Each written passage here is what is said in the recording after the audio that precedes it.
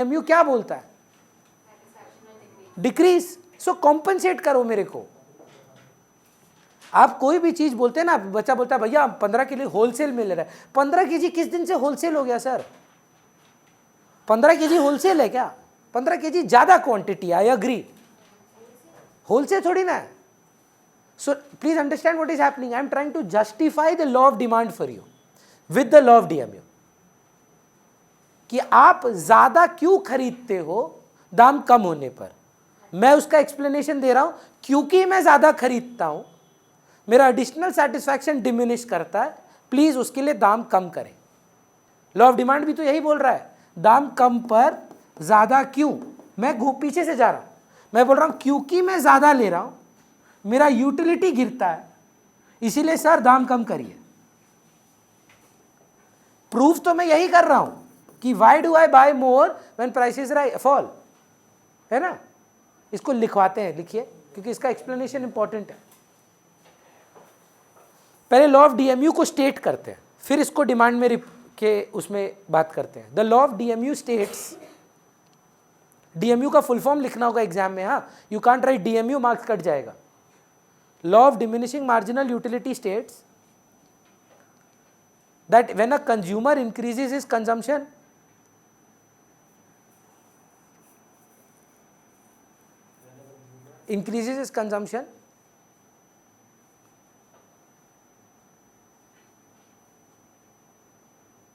the additional satisfaction derived from it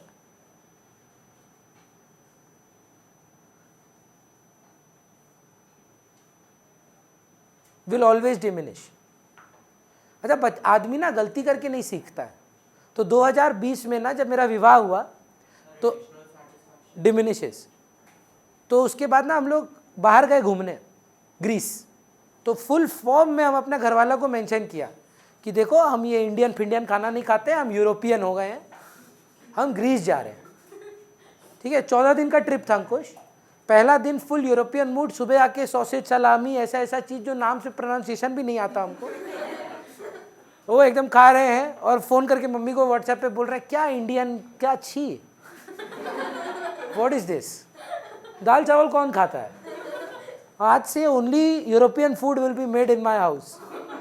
दूसरा दिन भी ठीक गया, तीसरा दिन भी ठीक गया, और चौथा दिन हम मम्मी को फ़ोन किए रोते रोते, मम्मी दाल चावल नहीं मिल रहा है।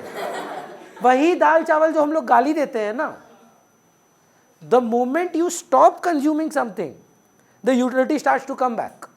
Why I'm telling you this is that if you have anybody living abroad, relative, Singapore, US, Canada, and they are living on their own, they will always come home and crave for the home cooked food. वही home cooked food जो जीवन भर गाली दिए हैं वो लोग, because law of DMU applied. Law of DMU, sir, doesn't apply one way. If you increase consumption, the satisfaction falls. If you decrease consumption, the satisfaction rises. You start missing the product. It's not a one way street, है ना। Winters में हम लोग सब लोग गाजर का हलवा बहुत मजे से खाते हैं, तो बाय द एंड ऑफ जनवरी फरवरी ना we get sick of it, इतना खा लेते हैं, get sick of. But the moment winters start again, वो एक साल बाद वापस से खाने का मौका मिलता है ना, वी गो क्रेजी विद गाजर का हलवा अगेन, बट फिर वो रोज बनने लगता है, फिर उसमें लॉ ऑफ डीएमयू आता है। So it is something which this one law I think is the most applicable to all of us for maximum number of things. We are trying to justify the law of DMU with the law of demand, है ना। Vanshika true false कई बार तो इंसानों के लिए भी true है ये। कोई मित्र है जिसको आप बहुत डिसरिस्पेक्ट करते हैं, नोटिस करिएगा, वो ज्यादा ही आपके साथ क्लोज है, आप थोड़ा सा डिस्टेंस मेंटेन कर दें उनके साथ, आप उनके साथ मजाक नहीं कर पाएंगे, उनका बेइज्जती नहीं कर पाएंगे। You start understanding this also, it is very very applicable for most things now. Ma'am full मतलब मैं भी नहीं करता हूँ, पर आप मम्मी पापा का रोज पैर छूते हैं क्या? लेकिन कोई बड़ा बुजुर्ग दिख जाए आपको, अरे अरे ताऊ जी कैसे हैं, चाहे ताऊ जी पसंद भी नहीं है आपको, मम्मी पापा का क्यों नहीं छूते? अरे रोज रहते हैं ना। Someone, the law of DMU starts to kick in. Any of your brother, sister is living abroad or outside Calcutta? कहाँ रह रहे हैं सर? अच्छा रचित, देव, आप देखिए उनके सामने ना आप थर्ड ग्रेड सिटीजन है अपने घर में. Compare your life with their life with your parents, they are the आंखों का तारा. अरे वो तो बाहर रहता है ना बेटा. अगर आपको कोई चीज अच्छा लगता है, उनको भी अच्छा लगता है, जब तक वो वापस नहीं आते नहीं बनेगा. अब आप बोलेंगे भाई मैं क्या किया, मैं तो इधर हूं. मेरा भाई ना मर्चेंट नेवी में है, तो ये मेरे के लिए बहुत मतलब रेलेवेंट डिस्कशन है. 6 मंथ्स वो बाहर रहता है, सेल करता है, और 6 महीना भारत में रहता है. तो जब वो 6 महीना सेल करता है ना, मेरे भाई को दोनों को कुछ डिशेस कॉमन में पसंद है. मेरी मम्मी बनाती ही नहीं है. बोला उसको बुरा लगेगा. मतलब बताना क्यों है, मेरे लिए बना दो ना. उसको फोन करके जलाएंगे थोड़ी ना, ए देख देख क्या बना है. बोला नहीं उसको पसंद है. तो लॉ ऑफ डीएमयू कई बार हमको तो लगता है इंसानों के लिए भी एप्लीकेबल है. ने पंजाबी में ना एक कहावत है, दूर के ढोल सुहावने होते हैं. मतलब अगर आप ढोल के सामने सामने बैठोगे ना, कान बजेगा, और दूर से सुनोगे तो बहुत मेलोडियस लगता है ना. दुर्गा पूजा के टाइम पे ढाक वाक बजता है, घर पे बैठे बैठे मजा आता है ना, वह पंडाल में सुनना. Law of DMU is very very relevant. Clear है. तो हम लोग लॉ ऑफ डीएमयू को पहले स्टेट किए हैं, प्रूव नहीं किए अभी तक. अभी सिर्फ लॉ ऑफ डीएमयू स्टेट हुआ है. ग्रीक. नेक्स्ट लाइन लिखिए. सो when the consumer will buy more,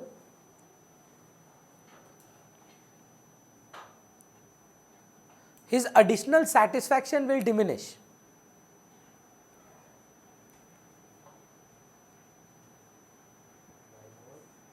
As the consumer will buy more, his additional satisfaction will diminish.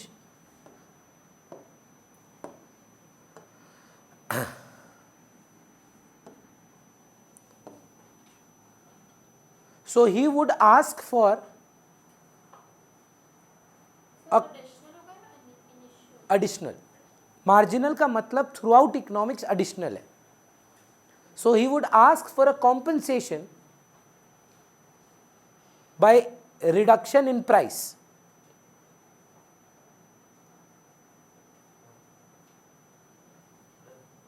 Ask for a compensation by reduction in price. Clear है सौरा? Ma'am just out of curiosity आप कुछ बोले थे, then I completely forgot about it.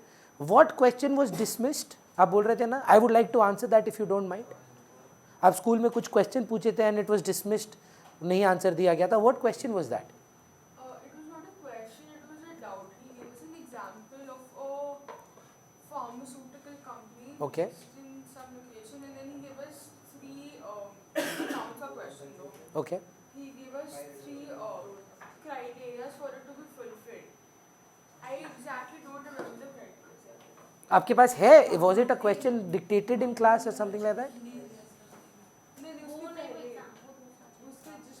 If you can recall it, WhatsApp it to me. I would like to answer that question. हाँ, चलिए. तो law of DMU में सबसे पहले आता है कि भैया अगर हम कोई कमोडिटी को इंक्रीज करते हैं कंजम्पशन, तो उसका एडिशनल सेटिस्फैक्शन डिमिनिश करता है. इसीलिए जब हम उसको ज़्यादा कंज्यूम करते हैं तो हम प्राइस रिडक्शन मांगते हैं. Second point they have mentioned is called the income effect, which Divisha was saying about. Income effect थोड़ा टेक्निकल पॉइंट है, वर्ड्स को सिलेक्टिवली चूज करिएगा एंड अंडरस्टैंड द डिफरेंस. हाँ, सो एक बार क्या करते हैं ना, हर्ष को दुकान भेजते हैं. तो हर्ष क्या करते हैं, सर एप्पल खरीदने जा रहे हैं. एक एप्पल 10 रुपये का है और वो ना पॉकेट में 50 रुपये लेके जा रहे हैं. Be very clear, what is his income? 50 rupees. ठीक. So when the price is 10 rupees per apple, how many apples does he buy? So that is buy 50 rupees. So what happens the next day? This is exactly what you said, ma'am, but a little technical way I am explaining. The next day the price of the apple falls. What is his requirement? But doesn't he save a few amount of money? Yes. So if he buys the same quantity, how much did he spend? 40 rupees. And how much income did he have? 50. Be very careful. Does his income change? No. So the word that we use is called his real income changes.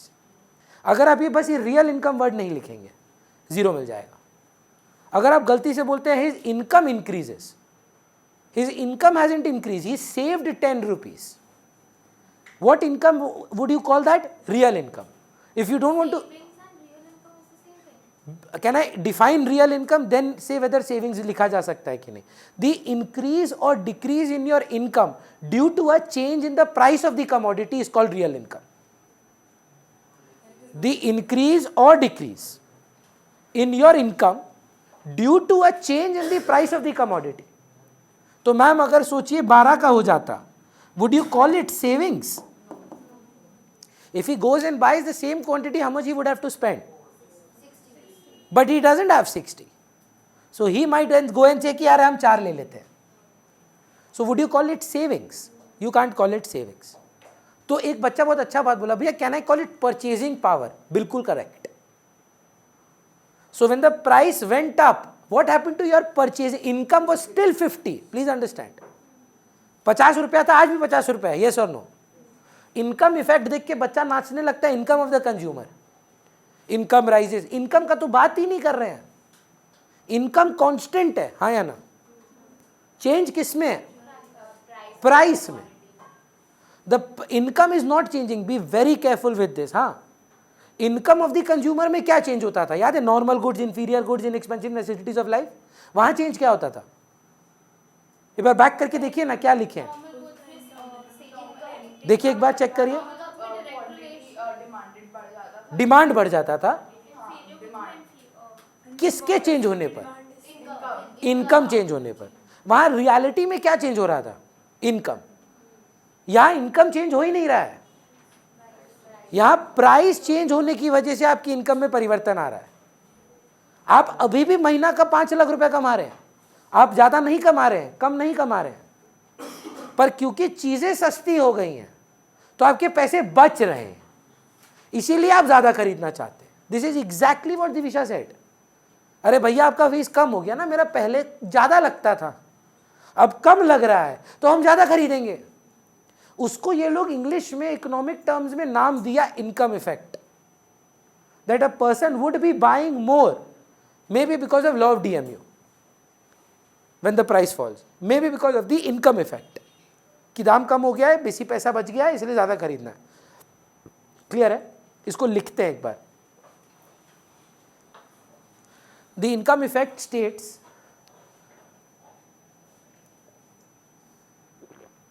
that when the price of the commodity falls,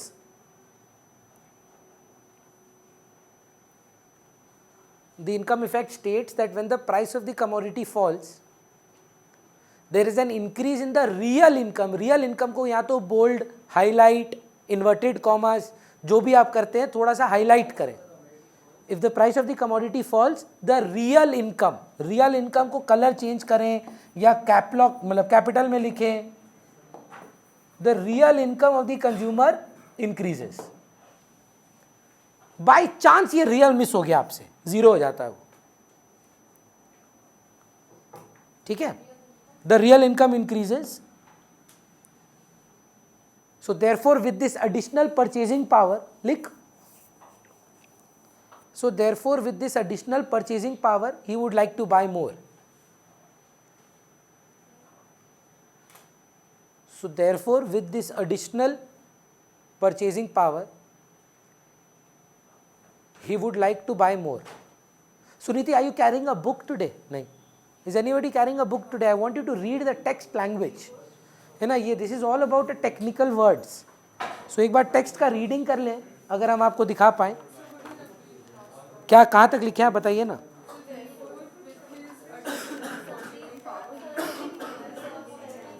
Increase in the purchasing power, he would want to buy more.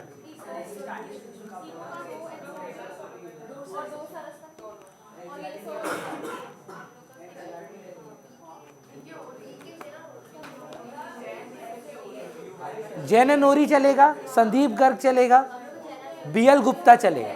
ये तीनों book perfect है. एक second ma'am, एक एक करके बात कर रहे हैं. I just want you to read the determinants of demand first.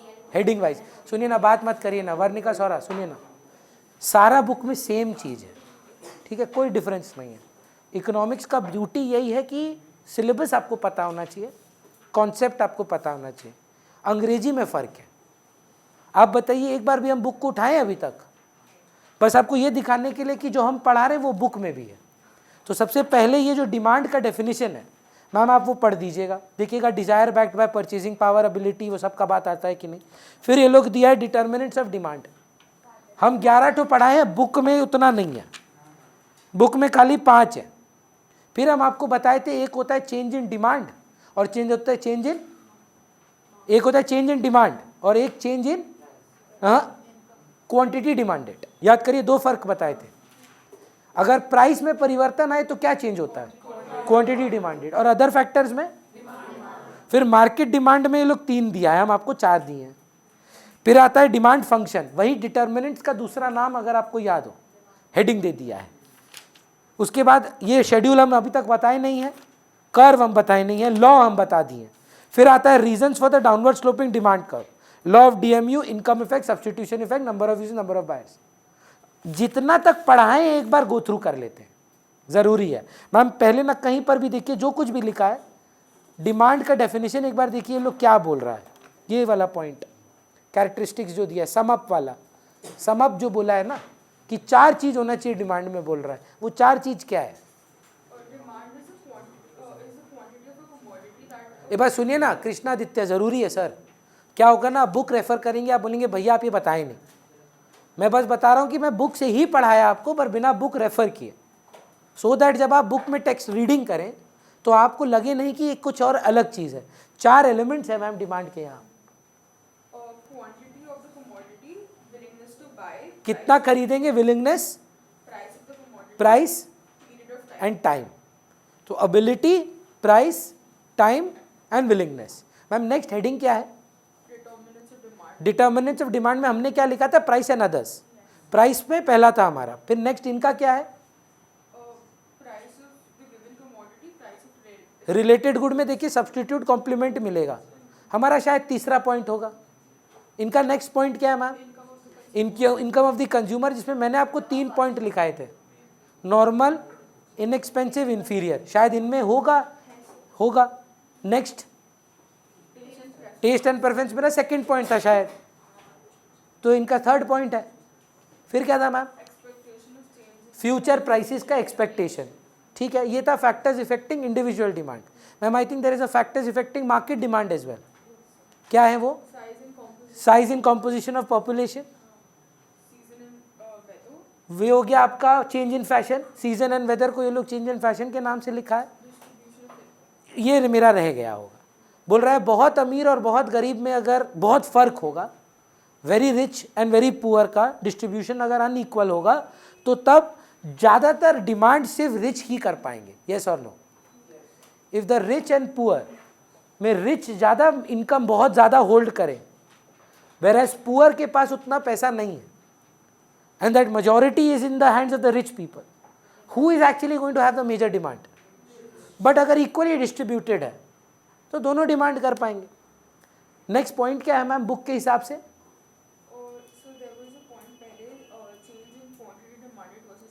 आप बताएंगे मैम, चेंज इन डिमांड और चेंज इन क्वांटिटी डिमांडेड में क्या अंतर है? प्राइस में अगर चेंजेस आए तो चेंज इन क्वांटिटी डिमांडेड है, प्राइस छोड़कर कोई भी डिटर्मिनेंट में चेंज आए वो चेंज इन डिमांड है। मैम जस्ट फॉर कॉन्फिडेंस सेक, हो सकता है फ्रॉड है, एक बार रीड करें। किस लिए होता है चेंज इन क्वांटिटी डिमांडेड, फिर बताइए, पढ़िए।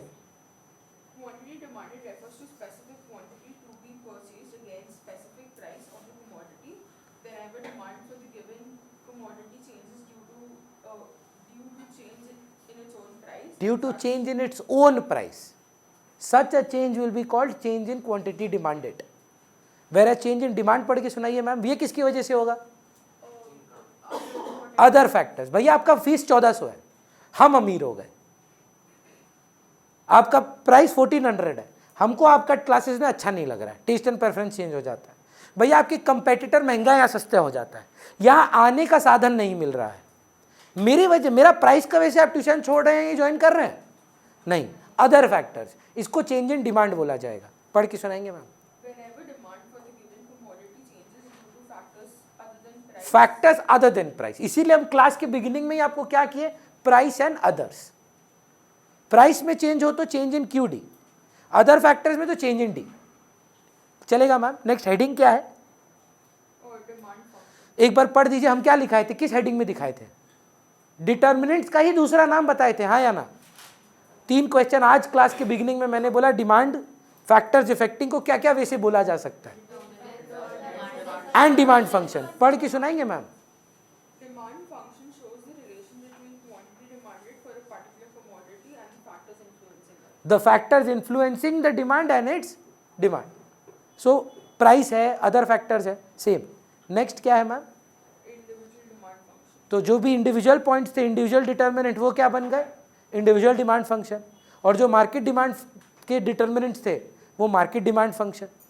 नेक्स्ट हेडिंग क्या है मैम? ये मैंने नहीं पढ़ाया। फिर क्या है? डिमांड कर्व होगा, मैंने नहीं पढ़ाया। Law of demand. Law of demand मैंने पढ़ाया है आपको।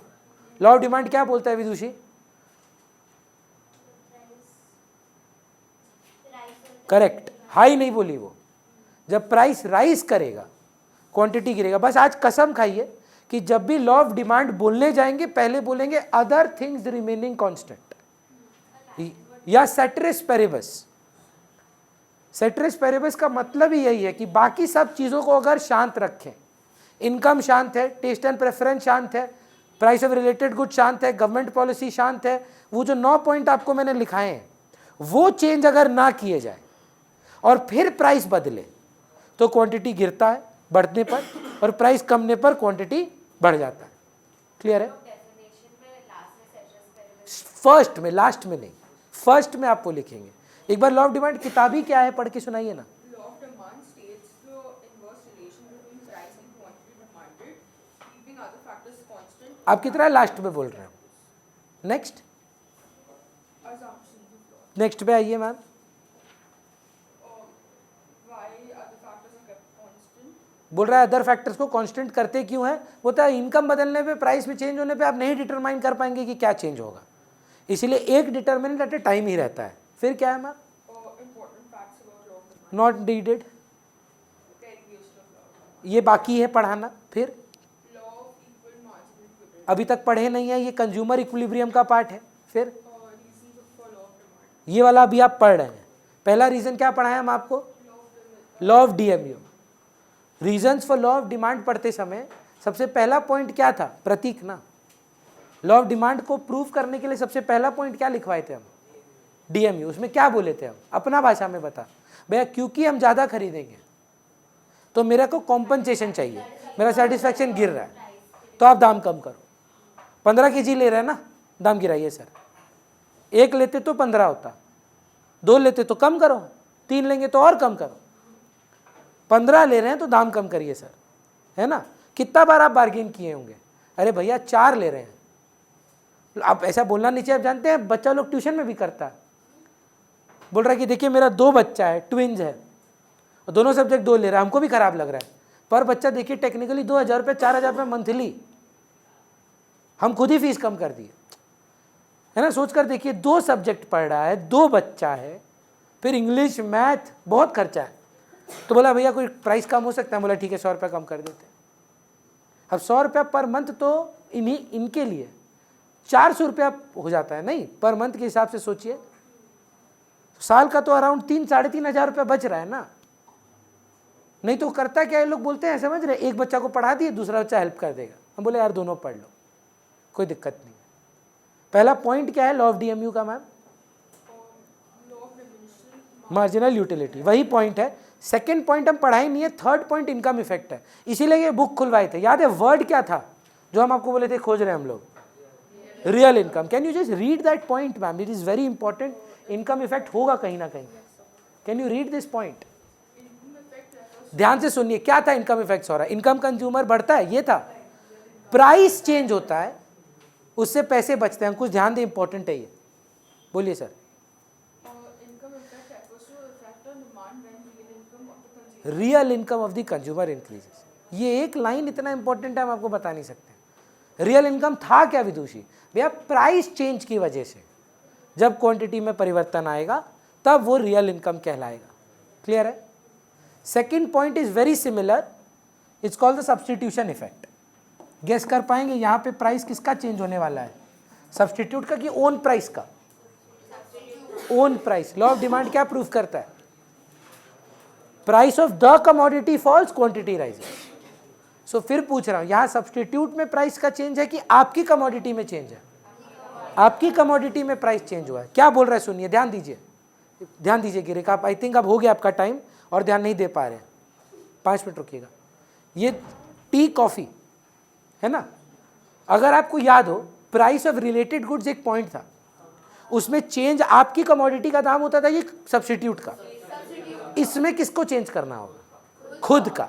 बोल रहा है क्योंकि चाय सस्ती हो जाती है रिलेटिवली। एक्चुअली में कॉफी का दाम बढ़ा है गिरा है, कुछ हुआ है क्या सर? नहीं। बोल रहे चाय रिलेटिवली सस्ती हो गई है। ये मत बोल के आइएगा कि कॉफी महंगी हो, कॉफी का दाम बढ़ गया। आप क्या बोलेंगे? The relative price of coffee has gone up. Relative price, comparatively coffee is more expensive now. By which? Change in price of coffee और change in price of T?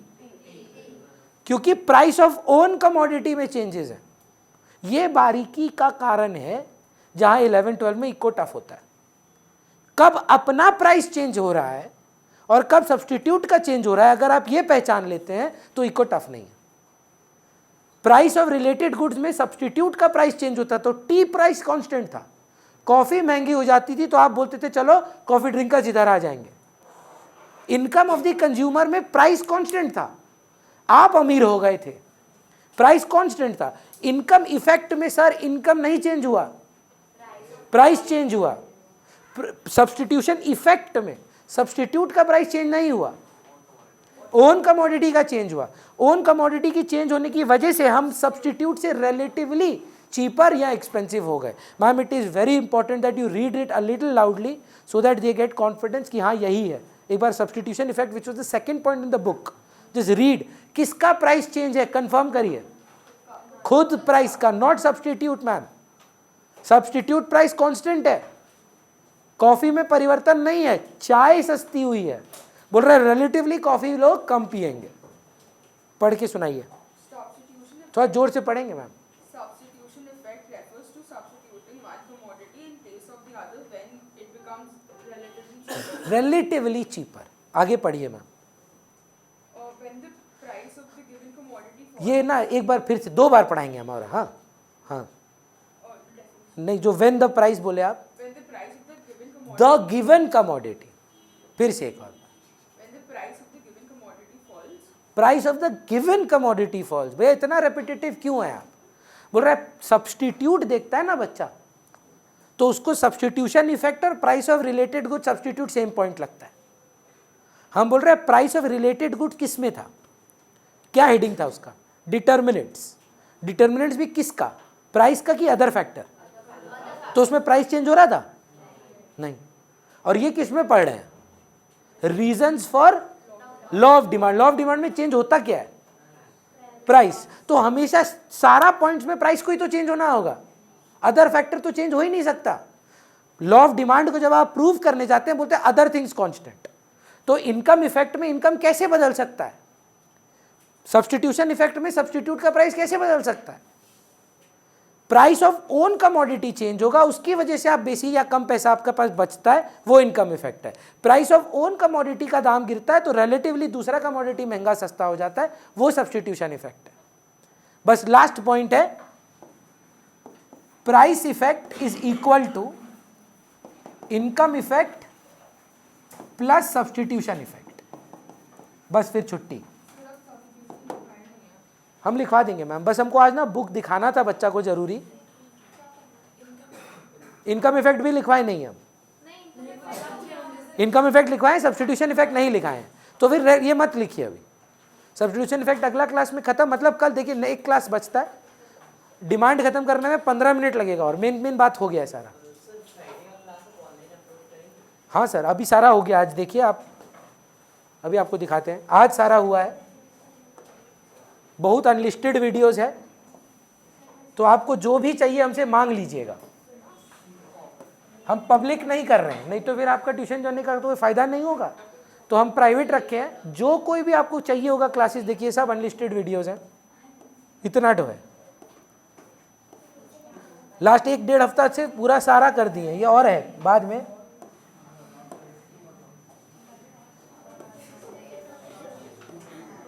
जो चाहिए सर मिल जाएगा। आप अब उसमें ग्रुप में भी है ना, ऐसा बदमाश बच्चा लोग है जो ट्यूशन में नहीं रहता है पर बैठ जाता है। तो आपको जो भी रिकॉर्डिंग चाहिए हमको डेट भेज दीजिए कि भैया ये वाला डे 1 ऑफ दिस वीक का क्लास हमको भेज दीजिए, हम आपको पर्सनली टेक्स्ट में भेज देंगे। अगर हम कोई कारण से रिस्पॉन्ड ना करें, ईगो पे ना ले, फिर एक डॉट भेज दें इंस्टेंटली। क्या होता है हम आपको बता रहे हैं, मेरे को बच्चा लोग रिकॉर्डिंग्स के लिए 12 बीकॉम बहुत बच्चा लोग मैसेज करता है, तो कई बार हम पढ़ के भूल जाते हैं। बीच में ईगो मत लाइएगा, डॉट देके फिर भेज दीजिएगा। बाकी बच्चा लोग क्लास 11 का बच्चा लोग क्या करता है, रूल रखे उनके लिए, BHAIYA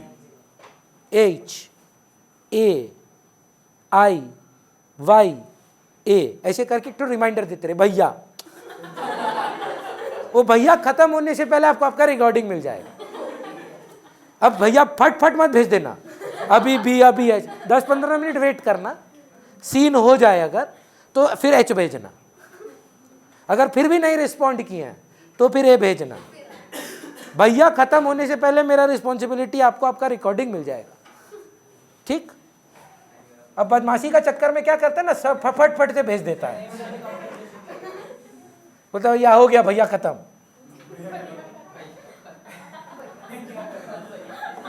भैया ही खत्म कर दिया फिर। चलिए आप लोग में से जो 7 बजे रुक रहे हैं रुक जाइए।